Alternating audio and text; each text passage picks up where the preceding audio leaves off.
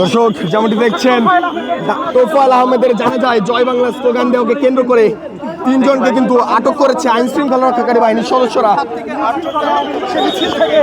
শুরু করছেন দর্শক আরো একজনকে কিন্তু নিয়ে আসা হয়েছে এই পুলিশের যে ভ্যান রয়েছে সেই ভ্যানের সামনে এবং তাকে কিন্তু গাড়িতে ওঠানো হচ্ছে। বলে রাখতে চাই আওয়ামী লীগের সাবেক মন্ত্রী এবং তোফায়েল আহমেদ তার যেই জানাজা সেই জানাজাকে কেন্দ্র করে কিন্তু এই যে ধানমন্ডি তাকওয়া মসজিদ রয়েছে তাকওয়া মসজিদ প্রাঙ্গণে আসেন আওয়ামী লীগের সাবেক নেতা সাবের হোসেন চৌধুরী এবং তিনি জানাজার নামাজ শেষে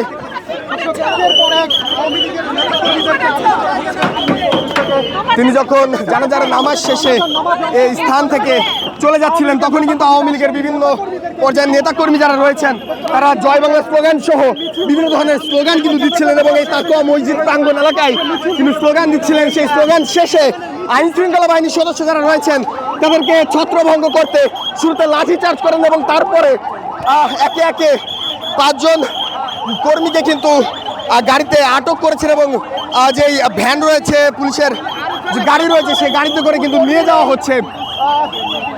বাসার এখানে কয়েকজন নেতা কর্মীকে কিন্তু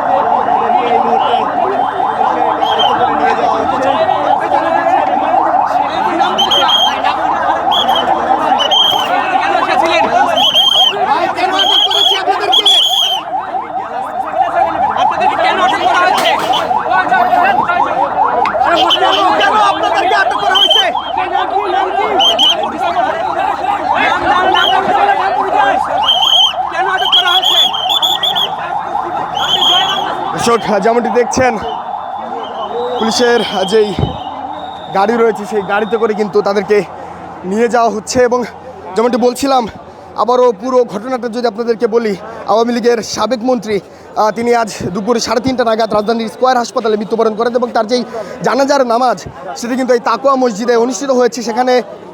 সেখানে আমরা দেখেছি আওয়ামী লীগের বেশ কয়েকজন নেতাকর্মী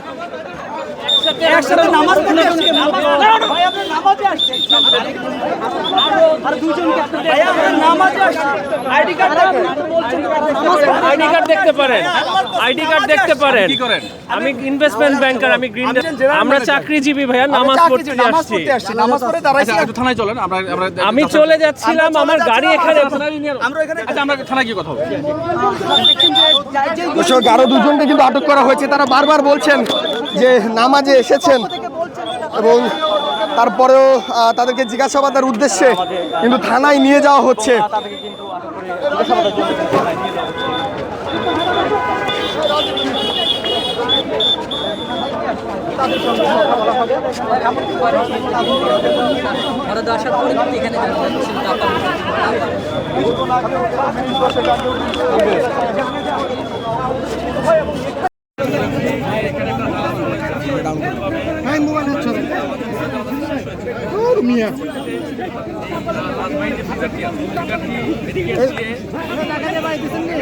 তুমি কখন করছো নাই যথাসময়ে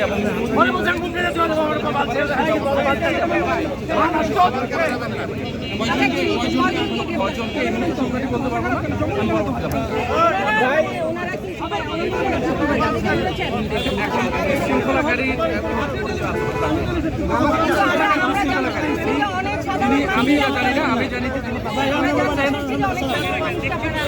কেউ যদি সাধারণ মানুষ থাকে আমরা যাচাই বাছাই করে অবশ্যই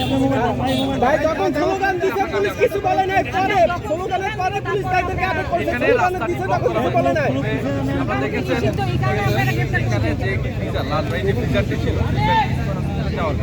পথের মধ্যে এখানে ব্যারিকেড দিয়ে তাদেরকে স্লোগান দেওয়া হয়েছে এবং গাড়ি যাতে না যেতে পারে সেই ব্যবস্থা করা আমরা যাওয়ার ব্যবস্থা করে দিয়েছি এবং যারা বিশৃঙ্খলা করছিল বিশৃঙ্খলা গাড়িতে কিছু বলে নাই পরে প্রথম 5 মিনিট ওরা মিছিল করছে, পুলিশ কিছু বলে নাই, এই জায়গায় দাঁড়ায় ছিল, এই বিষয়ে কি বলবেন? বিষয়টি আমরা পরে জানাতে পারবো। ধন্যবাদ।